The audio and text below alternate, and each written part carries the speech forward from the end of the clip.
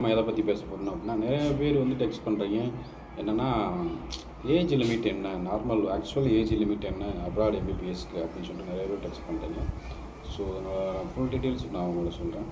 Abroad எம்பிபிஎஸ்க்கு உள்ள age limit வந்து lower age limit வந்து 17 இயர்ஸ் நீங்கள் கம்ப்ளீட் பண்ணிக்கணும். அப்பர் ஏஜ் லிமிட் வந்து கிடையாது. ஸோ நீங்கள் எப்போ வேணாலும் சரி அப்ராட் எம்பிபிஎஸ்சில் அட்மிஷன் பண்ணிக்கலாம். அப்பர் ஏஜ் லிமிட்டுங்கிறது ஒன்றும் கிடையாது. அதே மாதிரி அப்ராட் எம்பிபிஎஸ்சில் வந்து எப்போ ஜாயின் பண்ணணும் அப்படிங்கிறத இருக்கீங்க.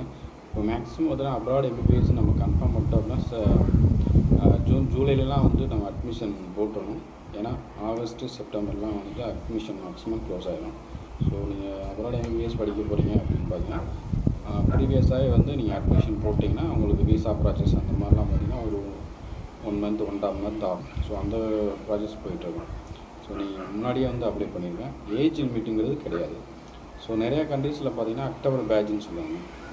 அது செப்டம்பர் அக்டோபர் பேட்ச் அந்த மாதிரி இருக்குங்க. பட் கிர்கிஸ்தான் அந்த மாதிரி கண்ட்ரீஸ்லாம் வந்து பார்த்தீங்கன்னா உங்களுக்கு பிப்ரவரி பேட்சும் எடுப்பாங்க. ஸோ 2 பேட்சில் வந்து கிர்கிஸ்தான் வந்து அட்மிஷன் பண்ணுறாங்க. ஸோ உங்களுக்கு ஏதாவது பிப்ரவரி பேட்ச் அட்மிஷன் வேணும்னா கீழே இருக்க நம்பர் கான்டெக்ட் பண்ணுங்கள்.